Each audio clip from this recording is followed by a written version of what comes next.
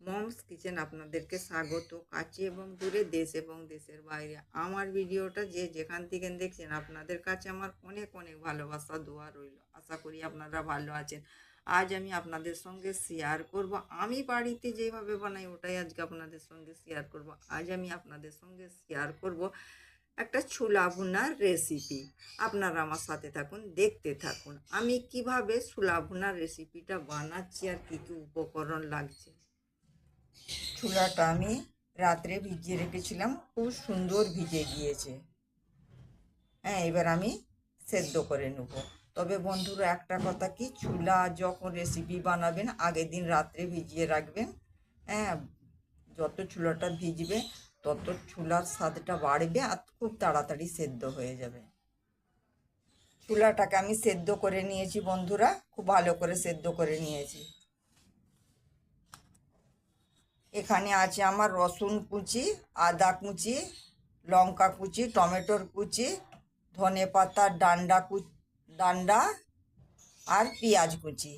তো আমি ধনে পাতার ডাঁটাটা নিয়েছি, আপনারা পারলে ধনে পাতাও নিতে পারেন। আমি ডাঁটাটা নিয়েছি কারণ বন্ধুরা জানেন কি, ধনে পাতার চেয়েও ডাঁটাটার বেশি বাস্ট। গ্যাসটা অন করে একটা কড়াই বসিয়ে দিয়েছি, কড়াইটা গরম হয়ে গিয়েছে, এতে তেল দিয়ে দিয়েছি। তেলটা আমার গরম হয়ে গিয়েছে। এখানে আমার পেঁয়াজ কুচিটা আমি দিয়ে দিলাম। পেঁয়াজ কুচিটা আমি দু হাতা এইভাবে একটু নেড়ে চেড়ে নেব।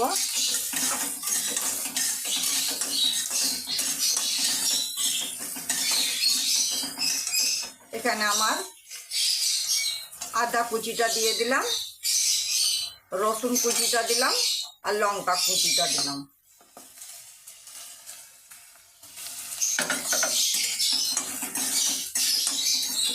এগুলো আমি একটু হালকা করে ভেজে নেব, খুব বেশি ভাজবো না, একদম হালকা করে ভাজবো। আর অনেকটা ভাজা হয়ে গিয়েছে। এখানে আমার টমেটোর কুচি আর ধনে পাতা ডাঁটা কুচি এটা দিয়ে দিলাম।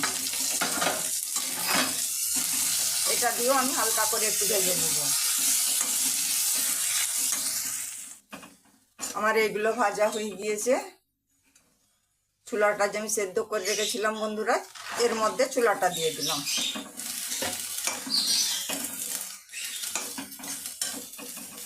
এখানে আমার নুন আর গোলমরিচের পাউডার দিয়ে দিলাম। গোলমরিচের পাউডার একদম অল্প দিলাম। আজকে বন্ধুরা আমাদের তো 3টে রোজা, ইফতারির জন্যই ছোলা ভুনার রেসিপিটা বানাচ্ছি। আপনারাও বাড়িতে এইভাবে ছোলা ভুনে নেবেন, আশা করি ভালো লাগবে। আর দেখবেন ছোট বড় সকলে খুশি করে খাবে এইভাবে করে যদি আপনারা ছোলা ভুনেন।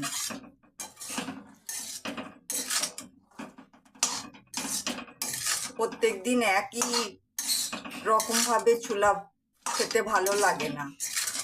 হ্যাঁ, দেখবেন হ্যাঁ, এক এক দিন এক এক রকমের করবেন, কোনোদিন ভুনবেন, কোনোদিন ঘুগনি করবেন, কোনোদিন রান্না করবেন, মানে একটু উল্টো পাল্টা করে রান্না করবেন, দেখবেন খেতে খুব ভালো লাগবে।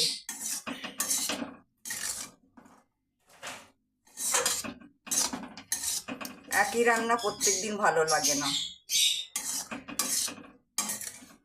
এইভাবে করে আপনারা রান্না করবেন, খেতে খুবই ভালো লাগবে।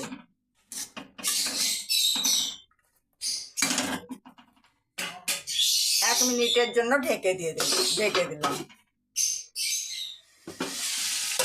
ছোলাটা তো আমার সেদ্ধ করা ছিল বন্ধুরা, আমি 1 মিনিটের জন্য ঢেকে দিয়েছিলাম। 1 মিনিট হয়ে গিয়েছে। হ্যাঁ, দু হাতা এইভাবে আমি একটু নেড়ে চেড়ে নেব।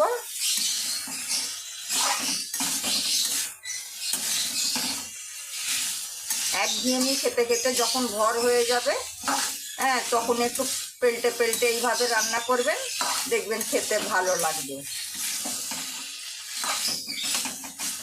আমার ছোলা ভুনা রেসিপি পুরো রেডি।